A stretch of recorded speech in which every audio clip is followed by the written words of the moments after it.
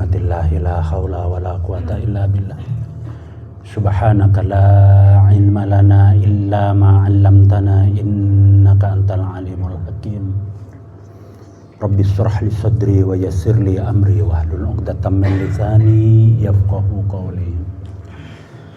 Rabbi zidni ilma warzuqni fahma ya fattah ya alim. Iftah lana futuhal arifin. Allahumma anfa'na bima 'allamtana wa 'allimna bima yanfa'una. Amin ya rabbal alamin. Alhamdulillah summa alhamdulillah. Senantiasa kita berbanyak syukur kehadirat Allah Subhanahu wa taala. Berbagai karunia nikmatnya Allah hadirkan kepada kita, dan kita wujudkan syukur kita kepada Allah dengan memanfaatkan segala yang Allah karuniakan kepada kita untuk menjadikan semakin dekatnya diri kita kepada Allah dengan aktivitas amal kegiatan yang sekiranya akan tercatat sebagai ibadah dalam buku catatan Allah. Kemudian kita perbanyak bacaan salawat serta salam kita sampaikan kepada Nabiullah Muhammad sallallahu alaihi wasallam. Atas bimbingan dan tuntunannya kita mengenal ajaran yang benar, ajaran yang senantiasa diridhoi oleh Allah, al-Islam. Mudah-mudahan kita termasuk umat beliau yang senantiasa mencintai dan dicintai oleh beliau. Bapak Ibu rahimakumullah, jangan pernah berkurang kecintaan kita kepada Al-Quran, keakraban kita dengan Al-Quran, bergaul kita dengan Al-Quran, karena kita yakin dengan bergaul dengan Al-Quran akan mengantarkan kita kepada kehidupan yang sejahtera, kehidupan yang damai, dan tentunya kita akan damai nanti di surganya Allah bersama-sama. Bapak Ibu rahimakumullah, mudah-mudahan di bulan-bulan baik ini menyongsong bulan Ramadan ya. Iya Pak. Kurang 15 hari. Mudah-mudahan sepeninggal bulan Rajab dan masuk bulan Sya'ban kita termasuk hamba-hamba Allah yang dilimpahi keberkahan oleh Allah. Dan kita diberi kesempatan untuk bertemu dengan bulan Ramadan. Kita diberi kemampuan untuk menyempurnakan segala amal ibadah kita, ibadah tahunan kita, yang sekiranya itu menjadi sebab kita keluar dari bulan Ramadan, kembali kita dibersihkan dosa-dosa kita, diterima taubat kita, dan diampuni seluruh dosa-dosa kita oleh Allah. Allahumma amin. Bapak Ibu rahimakumullah, kita nyambung lagi materi kajian kita bulan lalu. Sekarang kita nyampe di surah Al-Baqarah ayat 238.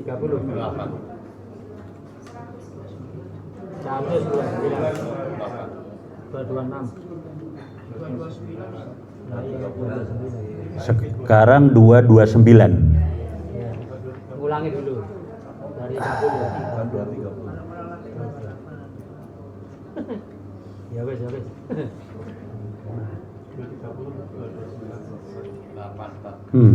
Ya. Tentang kerumah tanggaan Bapak Ibu ya. Ya. Apa istilah kerennya itu, bahasa Maduranya apa? Ayat-ayat parenting bahasa Maduranya itu. Nah, parenting. Okay. Itu berkait ya dari 220 mulai 228 ya, terkait dengan masalah hak-hak suami istri. Penting rasanya untuk kita cermati bersama-sama, karena ini menjadi acuan sehari-hari kita, karena tidak ada ibadah paling lama itu apa sih Pak Samsul ya? sholat itu loh dibatasi Pak Rus. Seumur hidup. Iya. Warga. Iya. Iya. Berumah tangga itu adalah ibadah terpanjang. Sampai mati. Iya. Tak dibatasi oleh waktu dan ruang. Tapi tidak semua yang menjalaninya paham. Iya. Ini masalahnya. Ternyata ada batasan-batasan yang perlu kita perhatikan, Bapak-bapak. Kemarin itu terkait dengan masalah talak ya. Masalah talak. Dan keputusan talak itu hanya ada pada satu orang. Pada pria. Yakni pada suami. Pada suami apa pada hakim? Pada suami. Hakim tidak punya hak loh menceraikan suami istri itu. Memutuskan. Juga tidak Pak, keputusan itu ada di suami Pak Rus. Ya makanya kalau dalam prakteknya di Ketintang gitu ya. Iya, kantornya. Saman kok apal. Jangan lihat situ. Belah balik rujuk. Dan satu, itu hanya ada pada kekuasaan suami menjatuhkan talak. Kedua, suami itu hanya bisa menceraikan perempuan yang sudah dinikahi. Catat ya, perempuan yang belum bisa dinikahi tidak bisa ditalak. Pemana arek nom-noman, durung tau nikah, lho arek saiki nang ndi? Wis pegatan. Nikah kapan kok moro-moro pegatan? Ya. Ya, arek-arek sing sek doyan-doyan gendaan ngene iki. Iya kan? Gak ero nikahe, gak ero opone moro-moro jarene wis pegatan. Nah, yang perlu kita perhatikan dari pesan-pesan Allah kemarin ini waspadalah. Terutama pada laki-laki. Talak itu ada dua jenis. Dua jenis itu apa? Kata-kata talak maksud saya. Kata-kata talak itu ada yang sifatnya kinayah, ada yang sarih. Ya toh? Sarih atau kinayah. Kata-kata talak itu yang sarih itu yang jelas. Kata-katanya memang redaksinya itu adalah talak, terus cerai, tak pegat, itu kan bahasa Jawanya. Itu yang sarih. Kemudian kata-kata atau lafadz talak yang kedua adalah apa tadi? Kinayah. Kinayah itu apa ya? Ya enggak jelas, enggak jelas redaksi kata talak gitu atau cerai gitu. Ya ambigu bahasa Maduranya lagi itu. Samar ya. Misal ya kemarin tiba-tiba mulia kono nang wong tuamu. Ya toh. Atau aku sudah bosan padamu. Nah, timbangane ngene terus-terusan wis penake buyar ae. Pak, hati-hati ya. Itu paling mandi bahasa Indonesianya itu? Manjur. Itu lambene wong lanang. Tapi lek lambene wong wedok, Bu. Ngomong pegat ndak ngefek gitu. Kenapa kira-kira ya? Emosi. Biasanya perempuan itu sulit mengendalikan gitu. Kalau itu berlaku buat perempuan, masya Allah, iso saulan pegatan ping. Ya. Terus kedua, di zaman kita sekarang tidak selalu kata talak itu diucapkan secara lisan. Hati-hati ya. Moro-moro pasang status. Nah. Terus yang masang status itu kan sudah pasti ada objeknya ya. Iya. Lah mosok koyo nanggone bojone tanggane kan gak mungkin toh kata-kata itu kan gitu. Ya toh. Ini yang perlu kita perhatikan. Kemudian ketika talak itu sudah dijatuhkan oleh seorang suami, maka berlaku ketentuan, dan ketentuan ini berlaku buat perempuan. Kalau sudah dijatuhi talak, maka ketentuannya si perempuan ini harus menahan diri. Istilahnya apa? harus masuk pada proses iddah. Ini pertama dulu. Nah, iddah itu berlaku masanya selama berapa, Bu? 3 masa haid. Salah sata kuruin kemarin tuh ya. 3 kali sucian. Jadi ngitunge itu dari awal apa? Bukan ketika diucapkan, ya toh? Ditunggu haid dulu, kemudian setelah selesai haid masuk masa iddah itu. Ditunggu suci dhisik, gitu kan ya. Kalau mungkin jatuhnya talak itu pas haid, maka belum berlaku ini masa iddah itu. Baru berlakunya nanti ketika sudah suci. Kemudian dihitung ke depan ya. Itu sampai haid lagi, berarti haid ini haid keberapa? Kedua.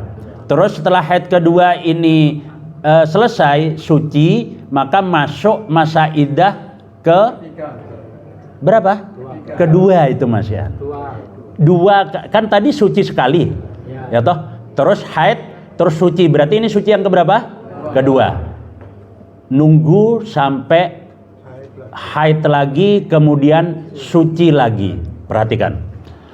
Nah, Bu, dulu adat kebiasaan orang-orang Arab itu punya kebiasaan apa ya? Kayak talak itu dibikin mainan, dan yang menjadi korban pasti itu adalah perempuan. Karena ketika dia entah marah atau sengaja atau apa, suami itu ya langsung nalak. Begitu. Nah, ini sekarang saya masuk bahwa at-talaqu marratani. Apa itu? Ayat 230 itu 229 ya. Talak itu ada 2 kali. Ini maksudnya bahwa talak yang boleh langsung rujuk itu hanya berlaku 2 kali talak. Tata caranya begini Bapak Ibu rahimakumullah, diperhatikan. 1 kali talak yang dilakukan, yang diucapkan oleh seorang suami buat istrinya, maka begitu talak itu sudah dijatuhkan, ngitung sampai masa 3 kali sucian. Faida balagna itu kalimatnya. Baligh itu apa? Sampai balik. Kalau masa iddah itu sudah sampai masa waktunya, berarti sudah habis atau belum? Sudah habis atau belum? 3 kali sucian itu. Jangan nunggu habis, Pak. Perhatikan Bapak-bapak. Jadi jangan nunggu habisnya 3 kali sucian. Kalau di dalam tafsir Al-Qurtubi disebutkan rujuk di situ, batasannya itu bermakna qaribun, mendekati masa habis. Kalau sudah masa apa istilahnya, jatuh tempo sudah datang, maka itu harus dibuat keputusan. Maka sudah jatuh talak buat seterusnya. Jadi gini, kalau sebelum 3 kali sucian itu belum habis, masih mendekati masa habis. Batasannya mendekati masa habis. Kalau mau rujuk, rujuklah. Gitu ya. Dan kalau masih talak 1 dan talak 2, rujuknya itu tidak perlu untuk melakukan prosesi nikah. Cukup pernyataan dari suami. Kalau di dalam kitab-kitab fikih, di dalam kitab tafsir itu cukup suami itu mengucapkan raja'tuki, aku merujukmu, wis, mari selesai, sah bisa. Tapi jangan nunggu waktu masa iddah habis. Makanya ini kesempatannya 3 kali sucian sebelum habis masa iddah itu. Buat kalau mau rujuk, rujuklah. Kalau mau cerai, cerailah. Itu nanti di ayatnya. Nah, ya. Berarti sudah berlaku cerai, Pak. Dan kalau mau rujuk harus akdun nikah lagi dan berlaku seluruh rukun dan syarat nikah. Nek wis melampaui 3 kali masa sucian, maka harus melalui proses nikah baru. Ya ono waline, ya ono saksine, yang tidak kalah penting Bu ya, kudu ono mahar. Tapi kalau belum habis 3 kali masa sucian, ndak masuk saksi, wali dan sebagainya, apalagi minta mahar. Oke, aku njaluk sepuro ya. Saya menyesal dan janji saya tidak mengulangi lagi. Ini talak yang keberapa? 1. Dilalah itu. Setelah rujuk, berjalannya waktu, itu diperhatikan, berarti sepanjang perjalanan akdun nikah itu sudah terjadi talak berapa? 1 loh ya. Entah sebulan lagi, entah setahun lagi, entah 5 tahun lagi, entah 10 tahun lagi, terus terjadi ucapan talak lagi. Berarti ini sudah talak keberapa? 2. Maka berlaku seperti itu tadi, masuk masa iddah. Hitungannya sama 3 kali masa suci ya. Segera ambil keputusan sebelum habis suci yang ketiga tadi itu. Ya toh? Segera rujuk lagi kalau mau rujuk. Namun sekali lagi, kalau yang kedua ini terjadi sampai melampaui batas waktu, maka harus melalui proses dan memenuhi syarat rukunnya nikah. Jatuh talak keberapa? Kedua sudah. Dilalah ya begitu lagi, Pak. Entah berapa waktu masa lagi, itu terjadi lagi si suami ini ngucapin, ini talak keberapa Bu? Ketiga. Ini sudah habis sudah ini. Talak ketiga tidak bisa untuk langsung rujuk. Baik sebelum masa iddah habis atau apalagi sesudah masa iddah habis. Syarat dan ketentuan berlaku. Apa untuk talak yang ketiga? Kalau ada niatan untuk rujuk lagi, maka berlaku bagi perempuan yang sudah ditalak 3 itu harus cari suami baru. Kalau sudah bersuamikan dengan laki-laki yang baru, maka apa? Boleh? Ndak bisa Bu, wong sek bojone wong kok. Aku lah durung ngarani, durung dipegat karo bojone sing kan gitu toh. Maka nunggu dicerai oleh suami yang kedua. Terus sudah pernah, gak bisa direkayasa Pak. Kok mulai golek wong lanang terus dibayari kon nikah. Ini merekayasa hukum Allah itu dosa itu. Gak bisa. Lah terus sudah ditalak 3, sudah bersuamikan yang baru, kira-kira mikir balik mana ndak? Prosoko, iki wong wedok rodok gak gitu loh. Nah ini balik Bu.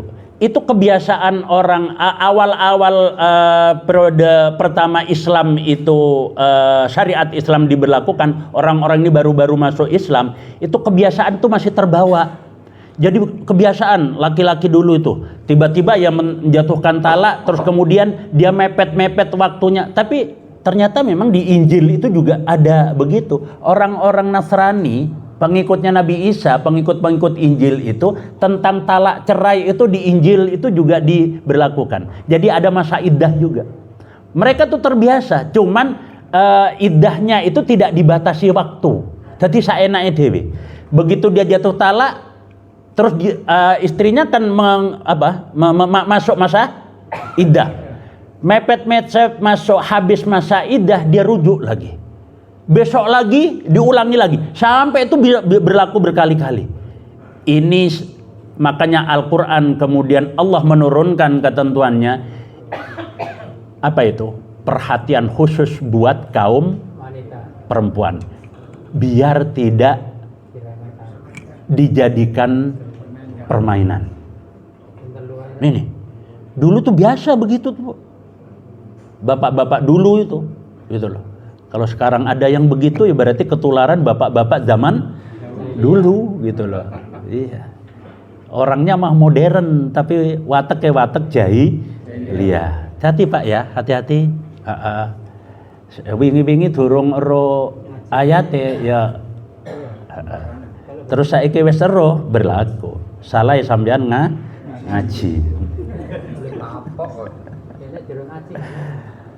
Iya, orang tidak tahu hukum itu ya tidak berlaku hukum. Cuman masalahnya berlaku dosanya kok yo gak melok ngaji nang kofa gitu loh. Itu masalahnya nanti.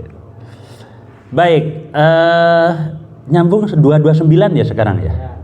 A'udzu billahi minasyaitonir rajim. Nah ini. At-talaqu marratan fa imsakum bima'rufin aw tasrihum bi ihsan. Sudah satu. Sambun. Ya sekarang 230 berarti.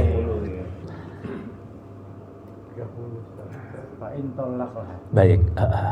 Nah, ada di akhir 229 itu kalau memang niat untuk rujuk, kalau niat untuk pisah imsak bima'ruf au tasrih bi ihsan. Ya dah?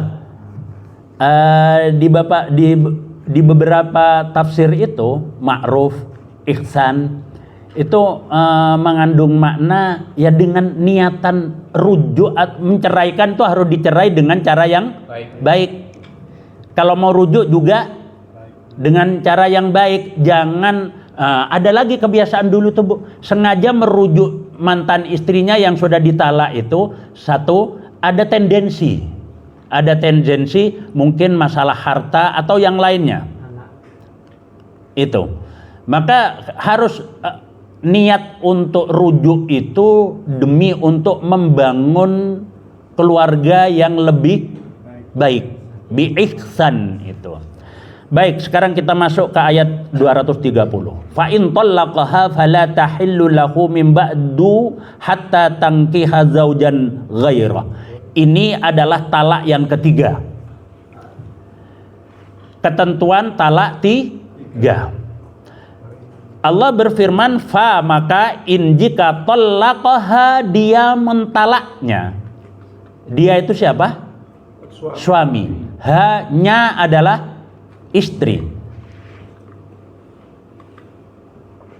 Maka jika dia si suami itu mentalaknya, fala tahillu. Fala maka tidaklah tahillu ia halal lahu baginya. Kalau sudah jatuh talak ketiga, maka tidak halal lagi suami yang telah mentalak tiga itu untuk tiba-tiba rujuk. Mim ba'du dari sesudah jatuh talak tiga itu. Tidak halal lagi baginya mim ba'du dari sesudah jatuhnya talak tiga. Sampai kapan itu?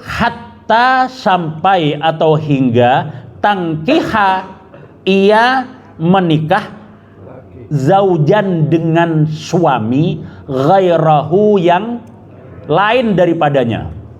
Jangan dengan laki-laki yang sama.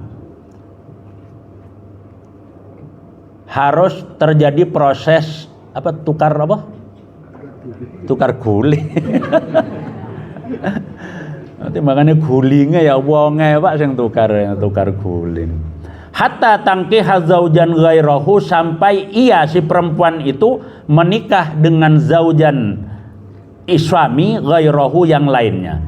Nah, begitu dia sudah menikah dengan laki-laki yang lain, fa in talaqaha fa lalu in jika talaqaha dia mentalaknya. Dia ini siapa? Suami yang kedua ini telah mentalak istri yang sudah pernah ditalak suami pertamanya keberapa? Tiga. Ketiga. fala junaha alaihima. Fala junaha, ini kalimatnya begitu, fala junaha, maka tidak ada dosa alaihima pada keduanya. Maksudnya tidak ada dosa itu tidak berdosa apa? Untuk rujuk lagi. Kalau suami yang lain yang kedua tadi itu setelah mencerainya, dan ini ternyata masih ada syarat lagi loh Pak. Tidak tiba-tiba tadi masuk yang ada rekayasa tadi itu ya. Tidak kemudian serta-merta suami yang kedua ini mentalak gitu aja terus boleh rujuk. Apa syaratnya? Suami yang kedua itu telah menggaulinya. Maka tidak bener rekayasa ngono kok ya. Lah ya kok koyo ande-ande lumut ya. Mungkin ada masalah begini mungkin. Dia mendapatkan suami baru, terus kemudian dia setelah menikah ternyata belum dikumpuli, terus dia atau suaminya mungkin meninggal, mungkin pagi akdun nikah, terus entah kan saking senengnya terus serangan jantung mendadak, mau mati, ya toh? Maka ini tidak boleh Mas Yan, suami yang pertamanya tadi itu merujuknya, gitulah. Atau dia menikah lagi dengan laki-laki yang kedua, ternyata suami yang kedua ini ada problem, masalah biologis, ya toh? Maka itu juga, iya. Arepe rujuk kan kamu kan awakmu harus dipegat. Lho aku lho urung diapa-apakno lho. Itu kudu ada kejujuran Bu, ada keterbukaan kayak gitu. Kan ini masalah syariat. Gitu ya. Ini penting ini. Baik. Fa in talaqaha fala junaha alaihima, maka apabila dia suami yang kedua itu telah mentalaknya, fala junaha, maka tidak ada dosa alaihima pada mereka berdua, suami dan istri dan suami yang pertama tadi. Tidak ada dosaan untuk yataraja'a, keduanya rujuk. In jika donna, dia tidak hanya menduga ini, dia yakin jika dia itu mereka berdua ini rujuk setelah talak yang ketiga dan sudah menikah dengan suami yang baru, jika dia menduga maksudnya dia yakin dengan pernikahannya ini an ayyukima, bahwa keduanya koma yukimu itu apa? Berdiri.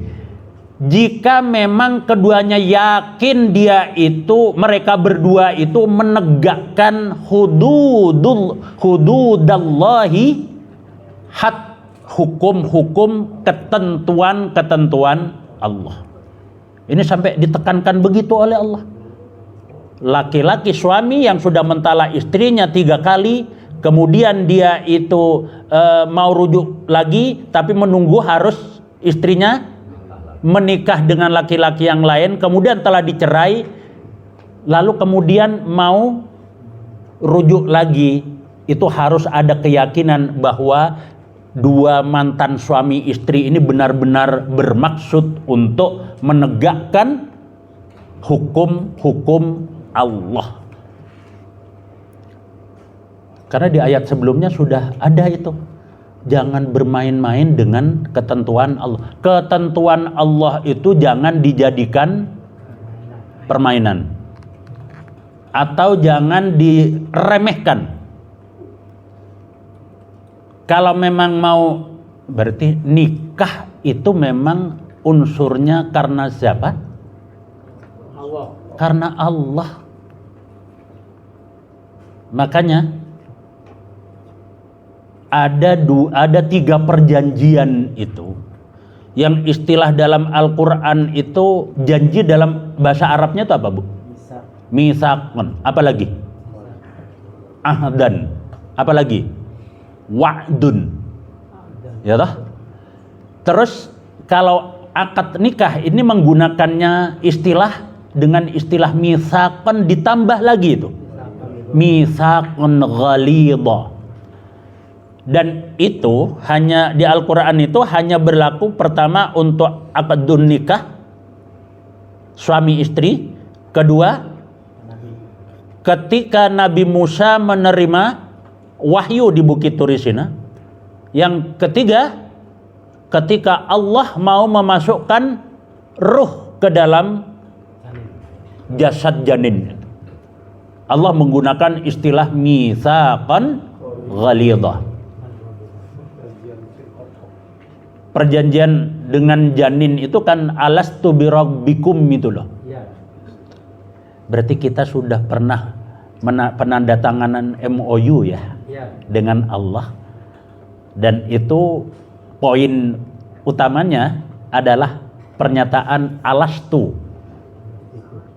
birabbikum. Bukankah aku ini adalah Tuhanmu? Dan semua janin pada saat itu menjawab, qalu bala syahidna. Apa kata semua janin itu? Mereka menjawab syahidna. Bala, ya benar, syahidna, kami bersaksi bahwa engkaulah satu-satunya Tuhanku. Apakah itu juga berlaku janin yang ada di rahimnya ibu yang non muslim? Berlaku. Jadi pada dasarnya semua manusia itu dulu lahir dalam keadaan muslim, lahir dalam keadaan Islam. Lalu kemudian kenapa tiba-tiba janin itu berubah setelah lahir? Nah, sejalan dengan ayat tersebut ada hadis Rasulullah, kullu mauludin yuladu alal fitrah. Kata fitrah di sini adalah yang dimaksud itu adalah keimanan, keyakinan kepada Allah. Kullu mauludin, semua yang dilahirkan itu alal fitrah, berada di atas fitrah, yakni la ilaha illallah. Semua itu. Lalu kenapa la ilaha illallah itu berubah? Kata Rasulullah, fa'abawaihi, maka pengaruh kedua orang tuanya lah yuhawwidanihi, kemudian janin itu menjadi penganut Yahudi, au yunassiranihi, atau menjadi penganut Nasrani, au yumajjisanihi, atau dia menjadi penganut Majusi. Pengaruh siapa? Orang tuanya. Maka di sini Bu, penting orang tua itu mendasari pendidikan anak-anaknya itu dengan akidah yang benar. Dan itu dicerminkan keberhasilan oleh sosok orang tua yang namanya Ibrahim dan Nabi Yakub. Selalu yang dipesankan oleh Nabi Ibrahim dan Nabi Yakub itu apa? Ya bunayya, wahai anak-anakku. Pesan paling pokok dari orang tua yang sukses berhasil itu, selalu yang dipesankan itu apa? Tentang masa depan anak. Ma ta'buduna mim ba'di. Yang menjadi kekhawatiran orang tua tentang masa depan anak-anaknya itu apa?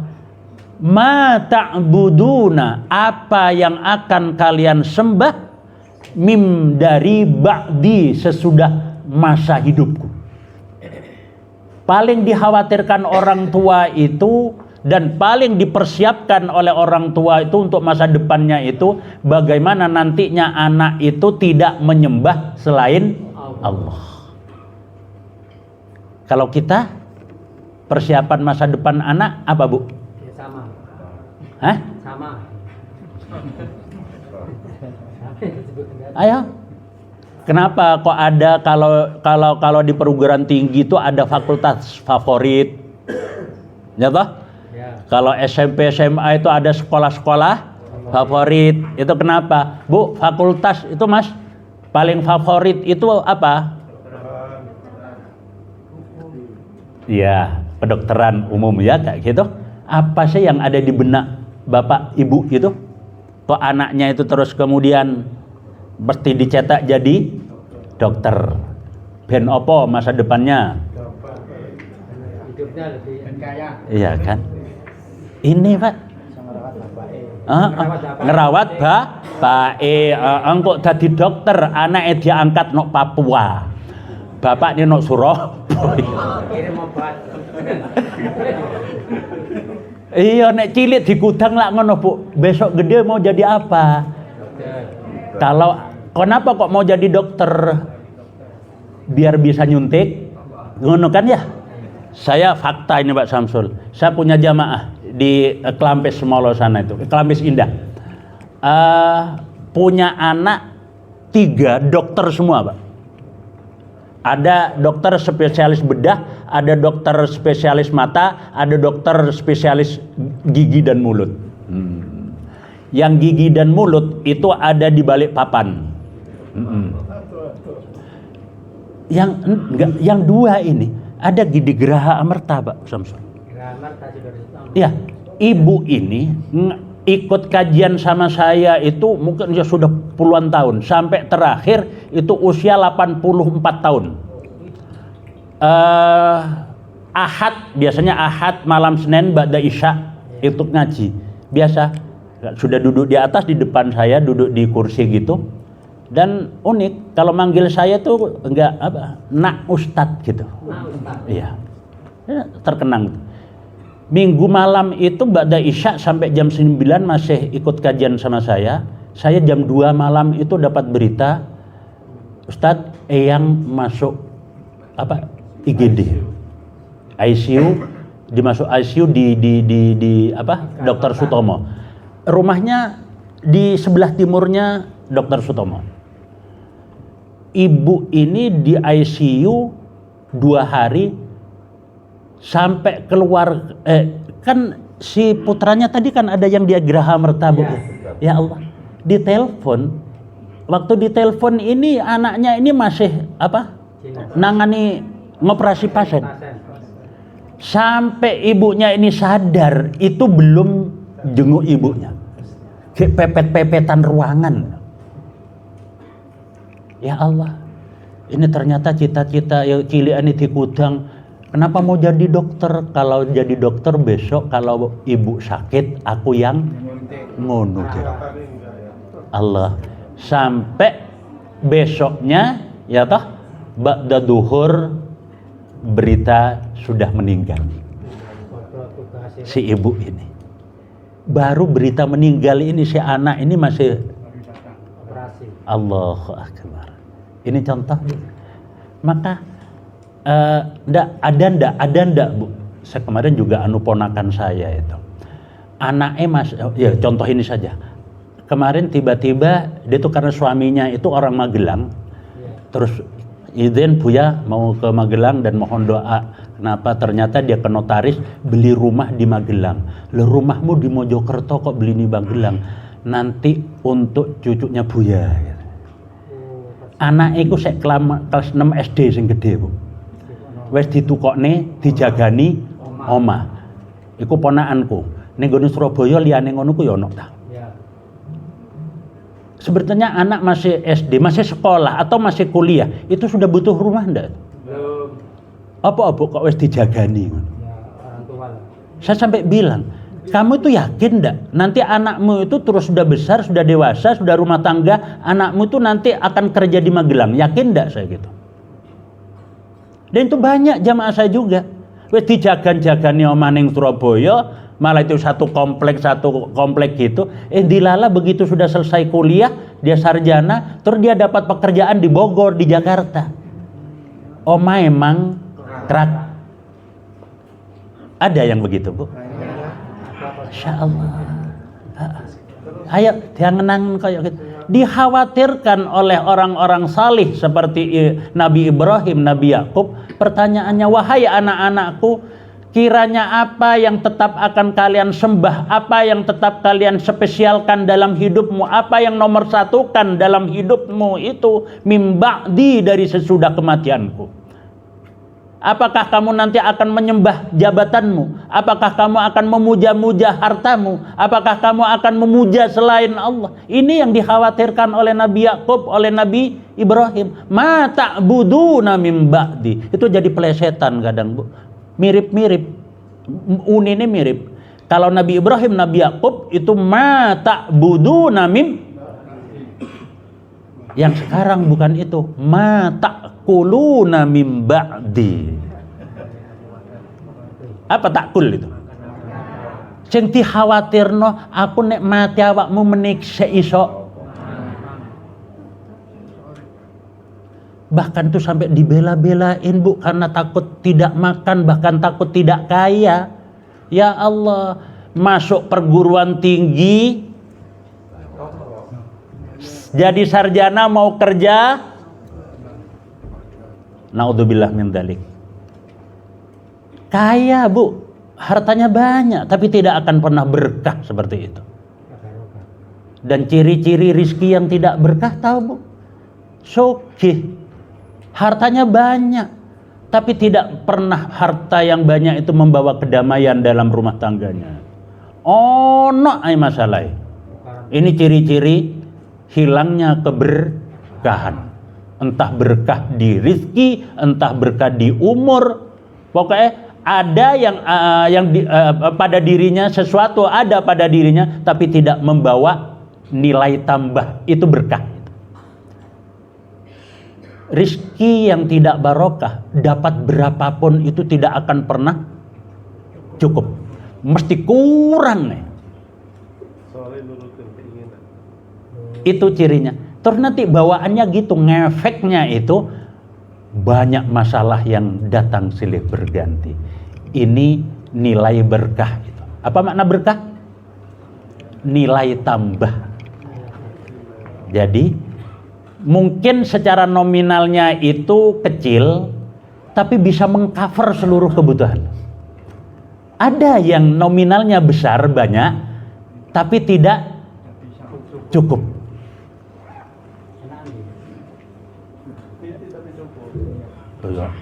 Akeh tapi berkah itu paling enak. Oke, kita kembali.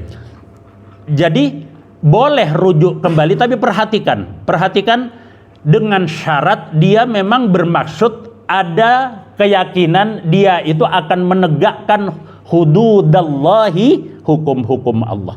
Tilka hududullahi yubayyinuha liqaumi ya'lamun.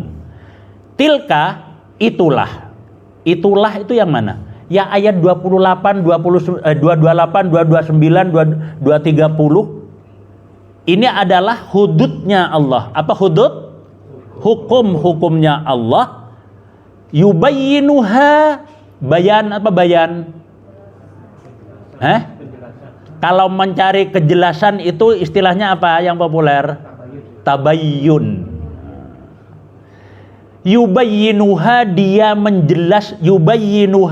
menjelaskannya, dia Allah menjelaskan hukum-hukum itu liqaumin, buat kaum ya'lamuna, mereka, mungkin lebih tepatnya Allah menjelaskan hukum-hukumnya Allah itu akan jelas terang benderang buat orang yang mau tahu, ya'lamun. Orang yang mau tahu, bukan sekedar.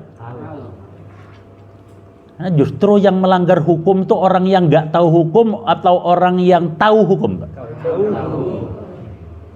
Kenapa ya? Kok justru orang yang tahu ilmunya itu justru dia yang banyak melanggarnya? Enggak. Tambah pinter itu makin tambah tahu celahnya, Pak. Iya. Tahu penangkalnya ya. Lu jalani tobat. Kok ojo ngono garai Ustadz GR ngono. Berarti Ustadz itu oleh ngelakoni itu mergonit. Ya. Itu semua yang adalah hukum-hukumnya Allah yang dia telah menjelaskannya. Berarti sudah dijelaskan, maka apakah kita ini termasuk orang yang mau tahu? Perhatikan ini. Ini masalah parenting. Lanjut ya ke ayat 231. Wa idza talaqtumun nisaa fabalagna. Ini masih apa ya? Senafas dengan ayat yang sebelumnya. Ini terkait juga masih beda redaksi aja. Sebenarnya sama, ini terkait dengan masalah iddah. Masalah iddah. Allah menegaskan wa idza talaqtum. Wa idza, dan apabila talaqtum, kalian telah. Perhatikan. Berarti telah. Ini jenisnya fi'il madhi. Lampau bentuknya. Bila mana kalian itu telah mentala an-nisaa, siapa? Iya, cara tekstual itu Allah nyebut wanita, tapi ini bermakna zauj, istri. Bila mana kalian telah menjatuhkan talak kepada istri, fabalagna. Apa tadi balik? Sampai. Fabalagna, maka hendaklah mereka sampai ajalahunna, ajal mereka. Apa itu ajal? Ngawur. Jadi wong nek iddah iku dinteni. Lah kan. Ya karena kita itu kadung salah kaprah itu apa gitu loh. Memang umumnya itu ajal itu dimaknai dengan kalau bahasa kerennya mungkin expired Bu ajal itu. Fabalagna, maka hendaklah mereka si perempuan yang ditalak, istri yang ditalak ini sampai kepada masa expirednya. Sampai ini ada beberapa penjelasan. Lagi-lagi kalau saya kembali kepada tafsir tafsirnya Qurtubi itu, balagna itu bermakna qaribun, sudah dekat kepada masa expired. Jangan sampai waktunya habis. Ya. Mendekati masa habis waktu. Sebelum game over. Sebelum game over itu maka segera masukkan koin baru. Itu ibaratnya apa? Game over. Play setan. Ya. Karena kalau kita tidak buru-buru masukkan koin terus sudah game over. Kan itu kan ya? Contohnya begitu aja. Jadi jangan nunggu game over sehingga game itu mati. Mendekati masa habis waktu iddah, apa yang perlu diperhatikan? Fa'amsikuhunna. Ini buat para suami yang telah menjatuhkan talak kepada istrinya, maka berlaku ketentuan istri itu harus menghabiskan masa waktu iddahnya. Lalu warning kepada suami yang telah menjatuhkan talak, mendekati masa habis waktu iddah, perhatikan. Fa'amsiku, maka hendaklah kalian. Imsak itu apa sih? Iya, tapi kita itu ya lagi-lagi begitu sudah jadi istilah. Nek takjil itu buko, kan ngono toh? Padahal secara lafdiah makna takjil itu menyegerakan. Latihan karo poso. Bumona nang di bumona, lunga tuku takjil. Maka takjil itu identik dengan apa? Apa biasanya? Ya kan mesti buka wong Surabaya gak nglalekno gorengan, tempe jes, ote-ote, tahu isi. Ya Allah, kolang-kaling, kolak. Masya Allah. Ayo Bu, bedakan ya. Untuk puasa kita tahun ini wis ojo orientasinya ke, ya Allah. Wong kita itu kadang ya dengan apa cuman sebotol gini ndak akan habis loh kita pertama nego itu. Dan itu sudah selesai kok. Terus kalau sunah Rasul pakai kurma larang, gak usah kurma. Nah, ya kenapa? Kenapa kok waktu itu Rasulullah kok pakai kurma, kok ndak pisang? Adanya kurma. Ngene kan. Berarti kalau kita itu berbuka pakai pisang itu tidak sesuai sunnah? Ngono ya? Enggak. Namanya pisang. Rasulullah tidak pernah Bu takjil es degan tuh tidak pernah. Kenapa yuk? Iya, nah jadi ingat ya kayak gitu itu. Lah terus itu apa tidak termasuk hal yang baru itu kayak gitu? Hah? Iya Bu, jangan terlalu kaku-kaku lah masalah begitu ya. Engkau lah boleh, engkau nek ngono terus zakat fitrai kudu nganggo. Hah? Biar itu termasuk kategori sunnah. Terus ayo zakat fitrah nganggo kurma. Bisa ndak? Bisa Pak Samsul nek kurma sak tuku sak pirsa. Tapi terus didum kurma iki zakat fitrahku ngono terus ya Pak. Gak kepangan Pak, gak kepangan itu nanti. Baik, bila mana telah mendekati masa habis iddah, fa'amsiku, maka kalau kita artikan letter lek, fa'amsiku hunna, maka hendaklah kalian tahan mereka. Mereka hunna itu adalah jenis muannas, perempuan. Ini maksudnya mereka siapa? Istri yang sudah ditalak tadi. Kalau maka hendaklah kalian menahannya itu apa? Ya segeralah rujuk. Ya. Fa'amsiku, kalau sudah mendekati detik-detik akhir, yaitu tadi bahasa guyonan kita itu adalah sebelum game over, maka segera ambil keputusan kalau mau rujuk, rujuklah mereka. Fa'amsiku. Tahan itu jangan dilepas artinya. Sekali terus. Ya, jangan dilepas untuk orang lain. Nah, kalau kalian memang bermaksud untuk imsak, apa tadi? Menahan, mempertahankan pernikahan itu, maka bil ma'ruf. Bu, secara bahasa, bapak-bapak, ma'ruf itu urf itu apa sih? Kebiasaan. Berarti kalau mau merujuk kembali, maka rujuklah dengan ma'ruf. Apa itu? Baik itu banyak Pak dalam bahasa Arab. Baik itu selain ma'ruf apa lagi? Baik. Thayyib baik. Apa lagi? Khair baik. Bir itu baik. Ya toh? Urf itu kebiasaan. Secara wajar. Kalau mau kamu pertahankan, kamu mau tahan istrimu tetap menjadi istrimu, maka tahanlah bil ma'ruf secara wajar, secara patut, secara pantas. Itu dalam terjemah seperti itu. Sebaliknya, kalau detik-detik masa habis iddah itu, kalaupun toh tidak ada maksud kalian untuk mempertahankan pernikahan itu, yakni atau sarrihu hunna, kalian menceraikan mereka juga bima'rufin, ceraikan secara wajar, secara pantas.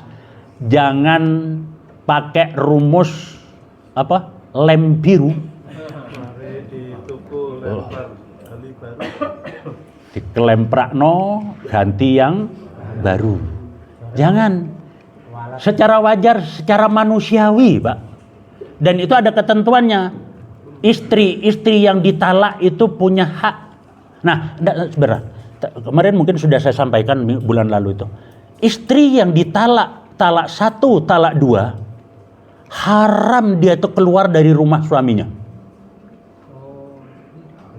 Ya tak?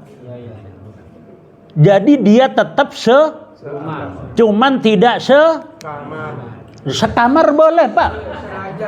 Hah? Seranjang juga boleh. Ya toh? Jadi terus nih dewe lah gitu. Sing wis balik. Ya toh? Ini loh ya. Jadi selama masa waktu iddah itu, nafkah itu masih punya hak. Jangan kemudian sudah tak talak terus gak dibelanjani. Wah. Ya, istilah benar nafkah batin ya. Yang tidak boleh nafkah batin, nafkah yang lain tuh wajib, macam suami yang menjatuhkan talak 1 dan 2 kepada istri itu.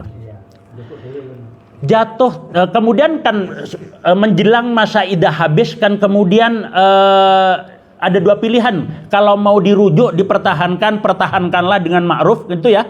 Kalau memang itu keputusannya mau dicerai, ceraikan secara wajar. Bu, dalam ketentuan Allah juga wanita yang ditalak itu punya hak untuk diberi nafkah. Apa ya itu ya nafkah seperti ya istilah pesangon mungkin Pak. Oh iya, PKB lah. Nah ini tidak masuk kepada harta gono gini Pak Samsul, pembagian bukan. Yaitu memang minimal nafkah itu bahkan minimal nafkah itu untuk kebutuhan 1 tahun. Kenapa?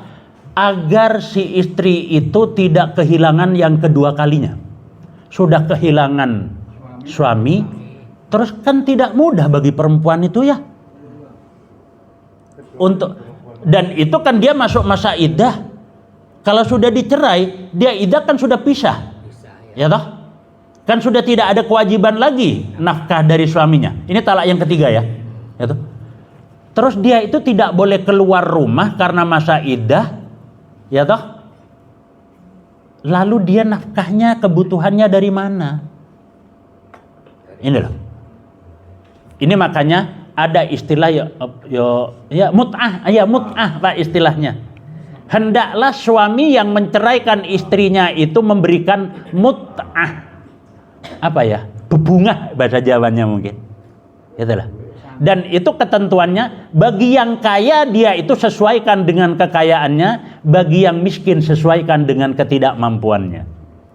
Tapi tetap itu, itu tadi loh. Ojo bil ma'ruf itu ojo meroti klemprakno gitu loh. Itu ma'ruf itu. Baik. Apalagi di kita ini Bu, kalau sudah terjadi perceraian ini kan masalahnya anak ya. Kalau namanya istri itu ada mantan istri Bu. Tapi kalau anak tuh nggak ada. Kewajiban anak itu tetap ada di pundak bapaknya. Tapi budaya di kita ini nggak tahu kenapa Bu. Ya toh? Sampai berakhir terus royoan anak koyok. Banyak itu. Ya kemarin yang rame-rame artis tuh gitu. Ojo patek niru artis menunggu dah. Gitu loh. Wala tumsikuhunna diraran. Pesan Allah, wala dan janganlah tumsiku apa tadi imsak. Jangan kalian menahan, maksudnya menahan pernikahan, menahan rumah tangga itu hunna kepada, jangan kalian merujuk mereka gitu aja.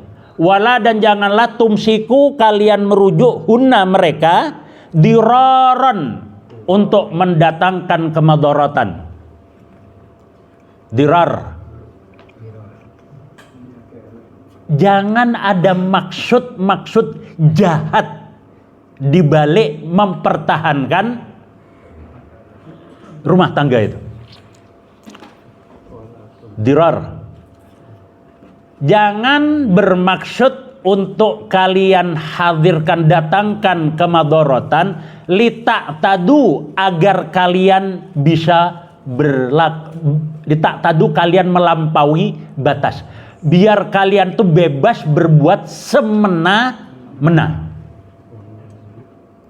Jangan ada niatan rujuk itu dengan maksud agar suami bisa memperlakukan istrinya itu dengan semena-mena. Jadi kalau mau dibangun lagi, bangun bil ma'ruf. Kalau mau pisah bil ma'ruf. Itu pesan Al-Quran. Ini kata Allah. Jadi kalau mau rujuk jangan ada maksud apa? Jahat. Ya toh?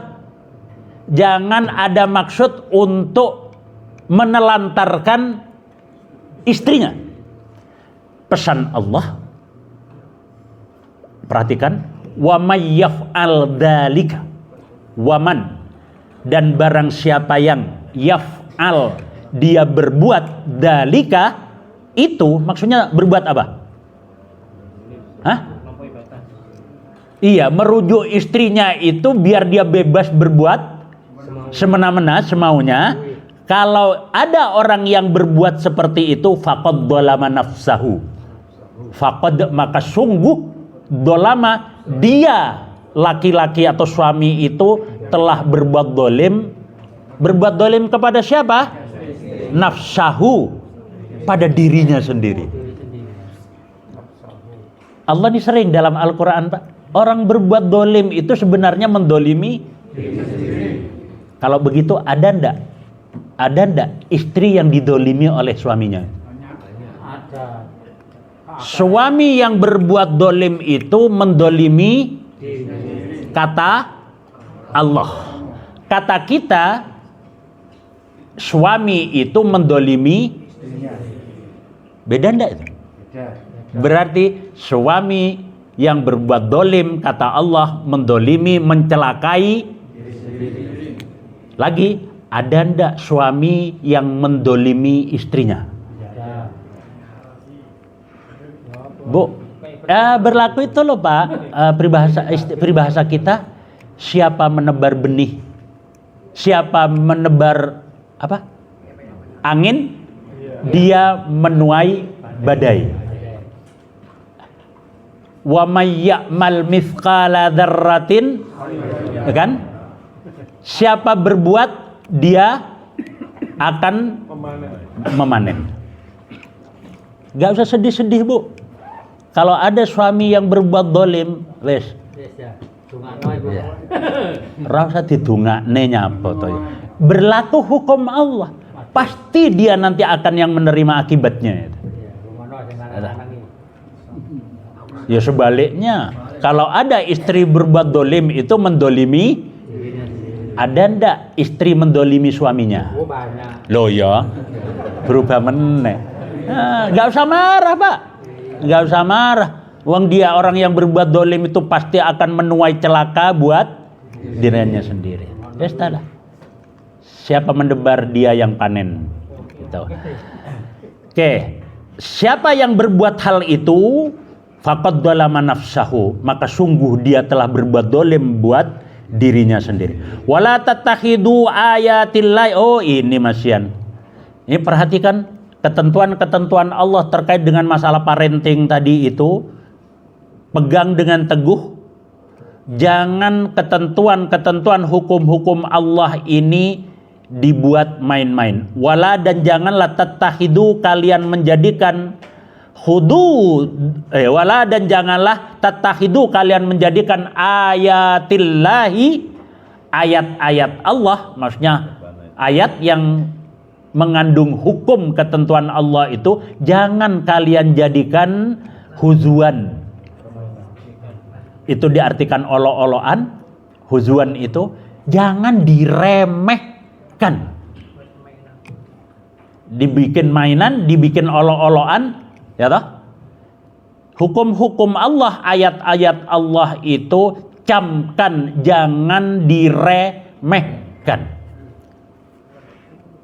Itu tadi, siapa yang menebar pasti dia yang menuai. Tuh.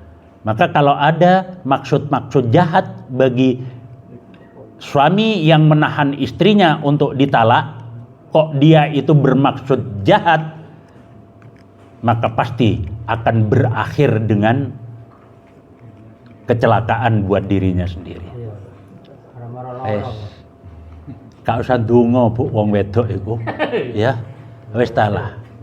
Ada masanya ya, suami yang suka menelantarkan istrinya secara lahir dan batin pasti nanti hidupnya akan terlantar. Iya, taruh ngono deh.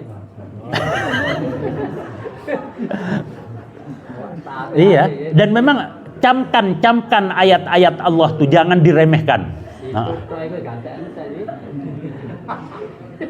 Iki sing kena iki ayat wong lanang kabeh Bu Samsul iki. Ya. Tapi ya ini kita ya, kalau memang rumah tangga itu mau dibangun, bangunlah berdua dan dasari itu lillah, karena Allah. Penting itu. Pondasinya itu. Wes, makanya saya kembali istilah ibadah terpanjang itu adalah, terlama adalah rumah tangga. gitu. Jadi dalam pernikahan, dalam berumah tangga itu isinya apa? Ibadah. Ya Allah, istri tuh senyum ngono ngarepe bojone ngono tok, iku wis ibadah. Ya Allah, senyum loh, ndak usah senyum. Iya. Ya Allah, Pak, 1 rupiah yang kita berikan kepada istri itu adalah sedekahnya laki-laki. Maka suami yang loman mesti rezekine barokah, penggaweane lancar. Amin. Lek ono kok wong lanang penggaweane gak patek lancar, Kon jupuk dhewe kok. jupuk dhewe sing dijupuk ra enek. Pak, perlu tuh tabungan. Nggak, perhatikan itu. Pokoknya ada suami itu yang loman pada istrinya, Masya Allah, dibikin lancar oleh Allah, dibikin berkah rizkinya oleh Allah. Kok angel golek penggawean, koreksinya di situ. Kok ada suami kok angel golek penggawean, ya toh? 1, mungkin si suami itu memang pelit, atau sebaliknya istrinya terlalu boros. Ya, nek dikek blonjoan liyane aktif Shopee karo Tokopedia.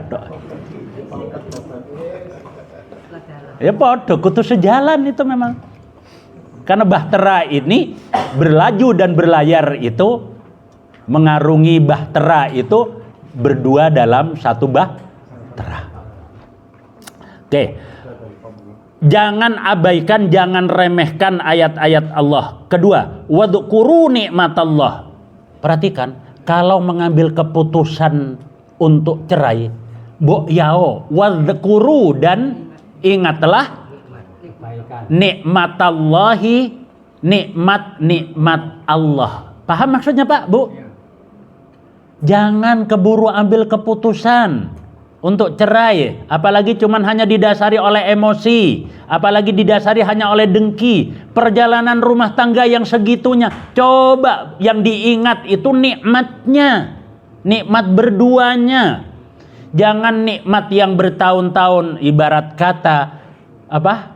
Susu sebelanga rusak gara-gara setitik nila. Rumah tangga yang diakrungi bertahun-tahun bahkan puluhan tahun itu hanya persoalan yang rusak hubungan kasih sayang yang terbangun. Hati-hati dengan karena rumah tangga itu ibadah. Ingat, yang paling tidak suka kepada ibadah itu siapa? Hati-hati Pak, hati-hati Bu. Ya toh. Beda Pak, memang semuanya tuh bernilai ibadah. Tidur berdua, tidur tok iki gak apa-apa lho ya. Heeh. Iku ibadah. Heeh. Mangkane sing turu ijen iku gak patek. Ya ibadah liyane to Pak Samsul ya. Ya Allah. Ya Allah, Masya Allah. Loh bener Masya Allah, gentenan pijetan terus masuk. Zaman ngene sik ono petan niku ya Allah, eling nok Lamongan biyen Pak. Petan niku lah ya Allah. Bener Pak, Masya Allah. Udahlah, kalau mau cari nilai ibadah itu cukup. Suami itu sudahlah cari pada istrinya. Istri mau cari nilai ibadah, cari pada suaminya. Wes. Aku masane kudu mulih ya mulih ngono. Oh, malam Jumat bar. Wa dzkuru nikmatallah. Ndak usah urusan apa-apa, Bu. Bersanding, duduk bersanding gitu aja. Ya Allah. Ya fabi ayyi ala'i rabbikuma tukadziban. Rumangsane gak enak tas sik duwe pasangan ngono kok gak ngrasakno sampean. Diaman-eman mumpung sik ono. Heeh. Kadung gak ono rasakno ya. Heeh.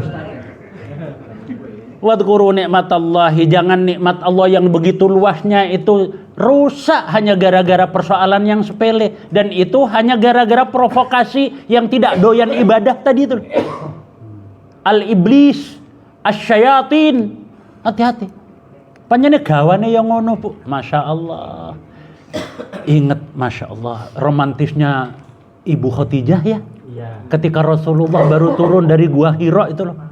Dengan kondisi lelah, capek, lesu, stres. Apa yang dilakukan oleh Khadijah? Gak mero-mero wong lanang teko iku ndi duweke gak ngono. Enak ngombe. Mbok diambilno segelas air, kemudian dipersilahkan gitu. Gitu loh. Ojo. Ya, Oh, lo gak masalah. bukan masalah harta, Pak ya. Nikmat itu bukan pada banyaknya harta. Baik, wa dzkuru nikmatallahi 'alaikum wa ma anzala 'alaikum minal kitabi wal hikmah, dan yo ingato wa ma, dan ingat apa-apa yang anzala dia telah menurunkan 'alaikum atas kalian, ingat apa-apa yang telah Allah turunkan pada kalian minal kitabi dari kitab, yakni Al-Qur'an, apa-apa yang Allah jelaskan dalam Al-Qur'an, wal hikmata, dan hikmah, tuntunan Rasul, sunnah-sunnah Rasul. Wal hikmati minal kitab, apa tadi? Al-kitabi wal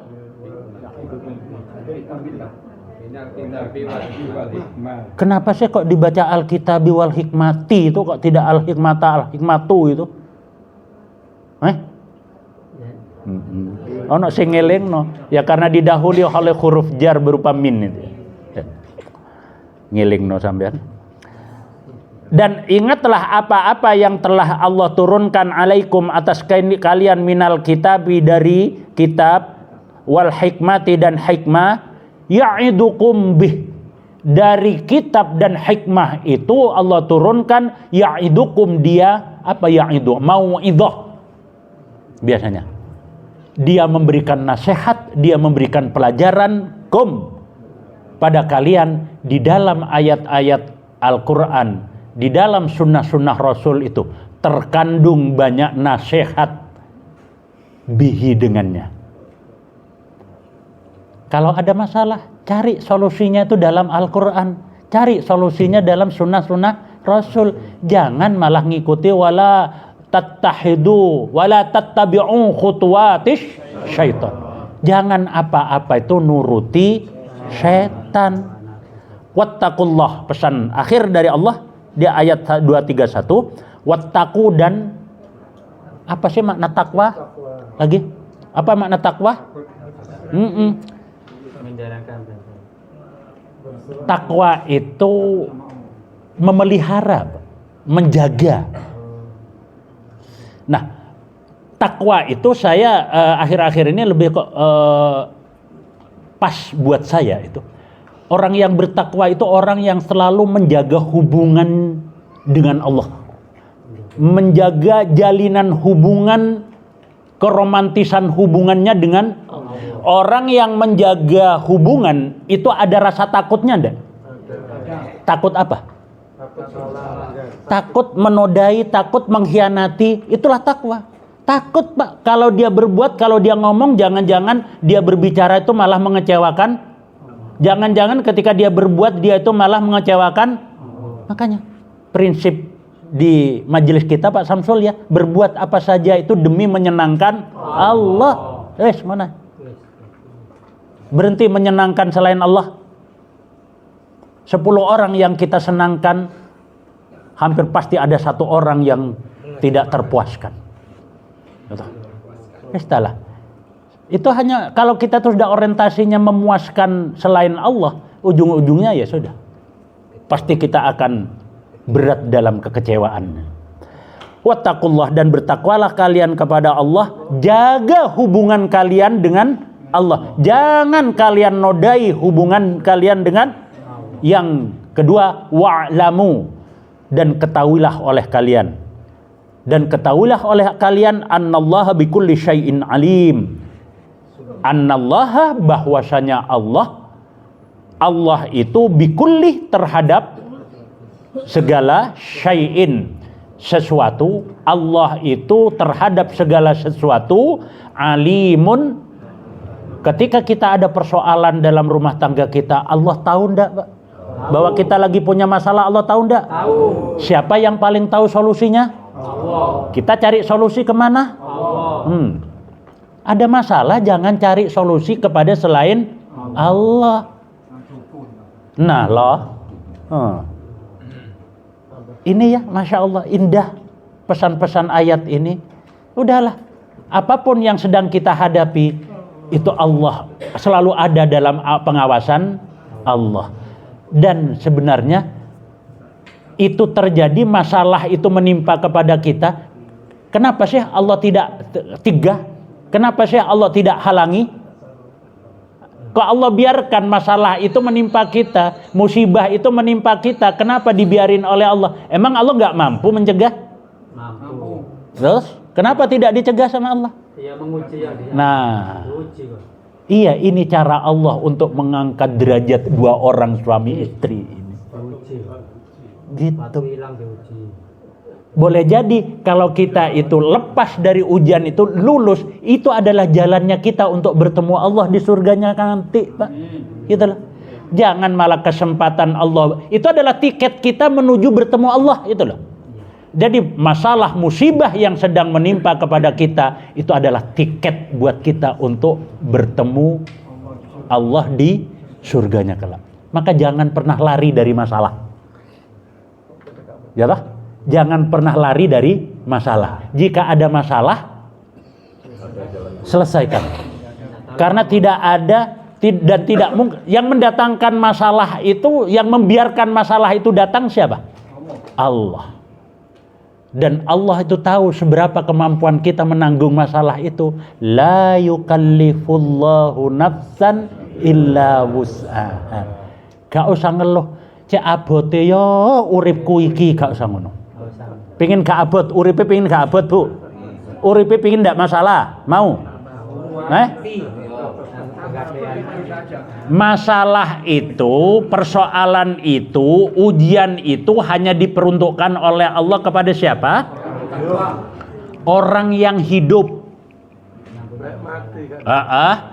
Yang mati gak akan pernah diuji. Yang tidak mau menghadapi ujian, gampang kok. Cukup ya. Jangan abaikan ayat-ayat Allah. Wala tattakhidu ayatillahi huzwan. Camkan. Kita sekarang sudah tahu. Kemarin mungkin belum sampai memahami ayat ini. Mungkin kalau kita baca sudah. Kalau kita bunyikan sudah. Perhatikan. Terutama, ayo bapak-bapak, kaum saya, jaga betul lisan. Bahkan jangan pernah terfikir untuk mengakhiri, tapi nanti ada ayatnya itu. Boleh kok, Bu, nanti perempuan yang nuntut cerai itu boleh. Apa istilahnya? Khulu. Nah, nanti nyambungnya, libur ya bulan depannya. Tarawih. Baik, Bapak Ibu rahimakumullah. Mudah-mudahan kita dijadikan oleh Allah hamba-hambanya yang memiliki kekuatan dan kemampuan untuk senantiasa berpegang kepada hudud-hududnya. Dan mudah-mudahan setiap langkah kita, setiap aktivitas kita selalu berpijak di atas ketentuan-ketentuan Allah. Semoga Allah, jika kita khilaf, jika kita alpa, jika kita salah, Allah senantiasa mendatangkan ampunannya kepada kita. Bersama-sama kita puji Allah dengan mengucap kalimat hamdalah, dan kita akhiri dengan doa kafaratul majlis. Alhamdulillahi rabbil alamin. Subhanakallahumma wa bihamdika asyhadu an la ilaha illa anta astaghfiruka wa atubu ilaik. Sehat, berkah selalu, selamat menyongsong bulan Ramadan. Kurang lebihnya mohon maaf, salah luputnya mohon maaf. Assalamualaikum warahmatullahi wabarakatuh. Waalaikumsalam.